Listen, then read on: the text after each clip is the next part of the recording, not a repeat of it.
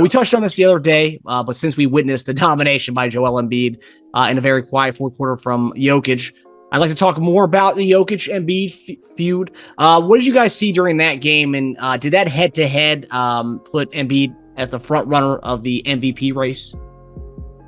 Well, I mean, I think it was national TV, obviously, so that really helped. It showed me that what I already thought, that Joel was a more dominant player, and Joker is a more well-versed. I mean, he really is. He's more well-versed basketball player. I wouldn't necessarily say he's a better or more skilled. He's just more versed as far as the way they use him and what they ask him to do. That's a good way of putting it. Huh? That's a good way of putting it. Well-versed. Yeah, so I wouldn't necessarily in my seeing Joel so much, I believe that he can do some of the things that the Joker does. It's not needed for him to be him. Just like I don't think Joker can come out and do what Joel does. So they're just, in ways they're different, but still very effective on their team. So it was good to see. It was good to see. And I think the last time we were on, I said that not only did we need to win, but he needed to have a dominant and better performance. And he did that. Mm-hmm. Even more dominant than I expected. So that was good to see. Even better to see us get the win with the lights on. Meaning, it was a big deal because people that don't usually watch the Sixers were watching. People don't usually watch Denver were watching. Basketball fans were watching that game. So it was like the MVP talk was there. You're on, like it was that one moment. That's why I was saying, like, this game did really matter how he performed and us winning. Like, it really did matter. As far as the MVP, him jumping to the lead, I wouldn't necessarily say that. I think that he would probably get more consideration. Yes, I definitely agree with that. But this same weekend, you got a guy like Giannis that had 41-50. Around the days that, he had that, then Luka gets 50 last night. So I don't think that he necessarily jumped him. I think he might have, I'll say it differently. I think he might have pulled Joker back. Okay. Because I still think it's so many more games to be played that I still think it's going to be close. 1 through 4, maybe closer than we've ever had.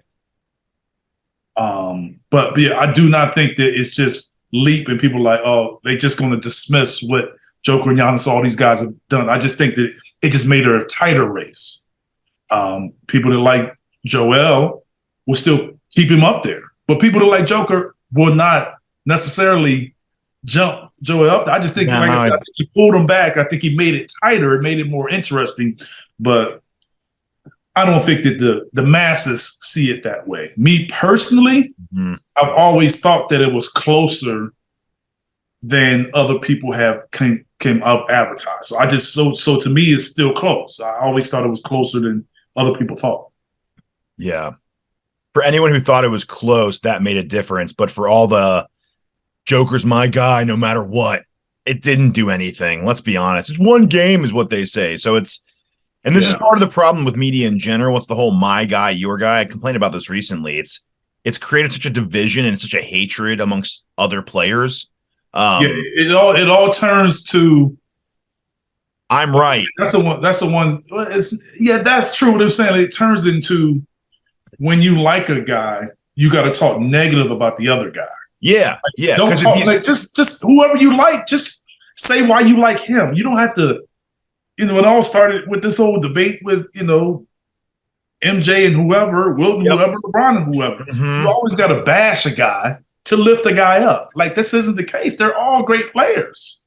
Because if you have a guy number 1 and this guy is creeping up, he's creeping up a lot of these guys' minds, he's creeping up on me starting to maybe be wrong about I said he's number 1.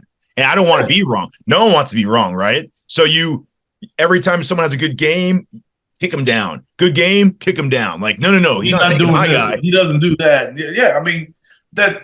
But that's why I'm saying when you always talking, bashing a guy, like it's going to always go that way. Like a guy can have a great season. It's been some every single season where guys have great seasons and do not get MVP. It happens every year.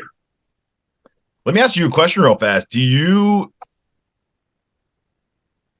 Would this be the first time ever that I should have looked this up. Would this be the first time ever that a guy wins MVP but is not the All-Star starter? How crazy would that be, by the way? I want to think that's happened before. Really? I want to think that's happened before. I'm gonna do some deep diving on that after this. That might take a little. I mean, has Tim Duncan always started? I would assume. Like I don't know. Like I really don't know. You're right, because in the 2000s you had KG Shaq was there. Yeah, KG. You had KG. You had Shaq, and you had Dirk at 4 too. Yeah. So I don't know. If I had to think of someone, just like thinking, I would say Tim. Maybe one of his years, or even did Dirk won an MVP? Right? He won an MVP. He could have not started the year he won an MVP. Mm-hmm. Shaq depends on when he won it. I would think Shaq in LA was killing the votes, though. Yeah, I mean, I just don't know if Yao Ming was in when he won an MVP. Ooh, that's a good point. That's a good point. I feel like I would have heard about that so much more than that, though, if Shaq got snubbed for Yao, though. But yeah. You're right. I mean, they kind of changed the rules because of Yao was getting in front of Shaq. Yeah. That would be pretty interesting to see, though. I think I would actually love that one, because I want Embiid to win it, but two, because it would just show how wrong people are. Because we're gonna get to that later. People are just wrong about that, and him winning would just magnify that, right? But as far as the Jokic Embiid matchup, I thought it was definitely, we talked about this as being a one-on-one type game, and how like everyone says Burrow versus Mahomes. That's why that doesn't move a needle for me with those guys. Like everyone's like, oh, now Mahomes is definitely better. Well, no, now he didn't play. I mean, he's not playing cornerback against him, right? So, but this pretty much was 1 versus 1. And not only was it big in that regard, both teams are one's number 1, one's number 2 in their conferences. So it wasn't just an MVP match. It was an MVP match versus contenders that might play each other in the finals, right? They are the top 2 seeds. So that made it so much bigger. It wasn't just we suck this year, but we're going to let, Jokic cook this game and just do whatever to kill stats. No, they're trying to win. They're trying to keep their number 1 seed. There's a lot on the line for both teams, period. I think they just made it so much better too, as well. I do agree that I don't think, unfortunately, it's just Embiid being Embiid. Like that was a crazy to say, a standard plus game for him. I mean, he's been killing it this year. But Jokic not only had a bad game, he had a bad game when it mattered most. He had a really bad fourth quarter. I think what did he have? He had 2 shots, 2 points, 3 turnovers in the fourth quarter, and that was with 6'5" Tucker on him. Which, by the way, I don't know if you what you got to say about this, Eric, but I loved that switch they made. Because although he scored on Tucker, his assists went down a lot because Embiid could guard the rim again. Because when he was guarding Jokic, I did like it from a fan's perspective. I did not like it from a one-on-one comparison. The MVP comparison. Yeah. I thought it hurt Joel by them. I thought it helped the Sixers, but hurt Joel by them making.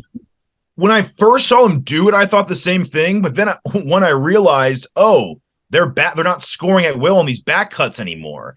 That's when I'd be like, but I also think the back cuts are like, why are guys getting backdoored? Like, I just don't understand that. Good question. I don't know. They don't have anything to do with who's guarding the Joker.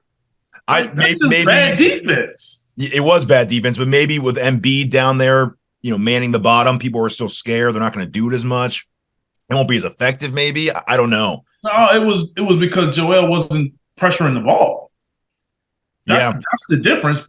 When Tucker was on him, Tucker is able to play closer, pressure his passes, make his direct passes a little tougher. Now that's what he was able to do. Joel was just on him. Like he was on him, preventing him from going to the basket, but he wasn't pressuring his passes. True. Which allows him to pick you apart. Yeah. And but Joel's better. That doesn't mean we need to give up a back door, though. Yeah. Well, Joel is also better by the rim, so that worked too. It's like, double whammy. Tucker's pressuring him, and we still have our guy manning the and he was able to rest. That too. Yeah. But I still think that, like I said, I still think that it was I still think it helped the Sixers, but to me, I looked at it was like, man, I kind of wish he still defended him. Yeah, part of me still did too, but Jokic just doesn't guard Embiid all game. So, if we're going to take all points for not guarding your counterpart, then, we got to take points off for Jokic never guarding Embiid, or not never guarding him, but just doesn't guard him all the time. Definitely. So. Yeah. And also I did a little research on it. The only thing I could find was Karl Malone in 1999, but that was because there was no All-Star game. So who was? The only thing I could find, the Karl Malone, if you want to count that, because there was no All-Star game that year in 1999. That was the only thing I could find on a person who won MVP and did not start in the All-Star game.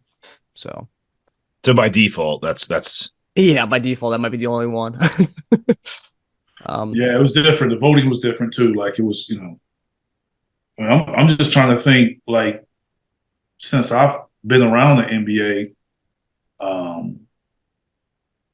until recently, like my time, it wasn't really a lot of MVPs. It was like a lot of repeats, like the same guys. Yeah, that's true. Who would be the Jokic would get if he gets it this year 3 times? Who's the only other player? How many people have gotten it 3 times before? I don't know. I think Bill. I was watching. Do it? Yeah, did LeBron do it? I mean, he should have been the last person to do it. You look that up, Teja? Moses Malone, Larry Bird, Magic Johnson, each won it 3 times. 3 consecutive times though. It just says each won the award 3 times. I don't think Magic won. I would think Bird won it 3 consecutive times before Magic. Let me see here. Bird won. Yeah, Bird won it 3 times in a row. Yeah, that's what I thought. Magic did not win it 3 times in a row because Jordan won his first in the middle of that. Yes, that's what I didn't think Magic did. I knew Bird did. A lot of guys won it twice, though. He won it the 3 times when they won those 2 championships. Yeah, he won 83, 84, 84, 85, 85, 86. And they won. I think they won 2 championships or 3 finals or something like that during that span. Did they win that year? 84, 85? They're putting Jokic in some elite company with this third one. No, Larry Bird won 1 year that Magic won it, 84, 85. The Lakers won. So he won it when he didn't win MVP. He won his 3rd championship. He won 2 MVPs and 2 championships same year, and then 1 year he won the MVP, didn't win the championship. No, I'm just saying, like I think he won 2 of his championships, 2 of his 3 when he won those MVPs. Yes, that's what I'm saying. Yeah. He won 1 more when he didn't win the championship. When he did, yes, correct. I mean, when he didn't get MVP, rather. Got it. Yeah, well, he probably did both. He won an MVP when he didn't win the championship, and I think he won a championship when he didn't win MVP. So I think he did both there. Yeah. Yeah, but I knew he won 3 straight because I actually didn't know that while I was playing. I kind of stumbled on that looking up some Magic Johnson stats that I actually seen that about Larry Bird. Yeah, but a lot of guys have won twice. And then I think LeBron's won it 4 times. Jordan's won it 5. And Wilt's won it 4. Kareem's won it 5 or 6. Kareem's done it 6 times. And then Bill Russell's done it 5 times. Man, you got like 5 guys that have like 25 30 MVP. A lot of people have said that some of Bill's were Wilts if Wilts would have won the championship. Yeah. Like I think the year he averaged 50 and 20 or whatever, he didn't win it, I believe. That's crazy. Oscar Robertson only won once, huh? That surprises me. But with some different voting back then, guys. Yeah, that's true. But, I mean, he was also crammed in between. We don't have to go. We don't have to go there, but we know it was some different voting back then. Man. Yeah, he was also crammed in between Bill Russell and Wilt Chamberlain's 3 and 3. So like that's not. I know, but he also averaged a triple double. Like yeah.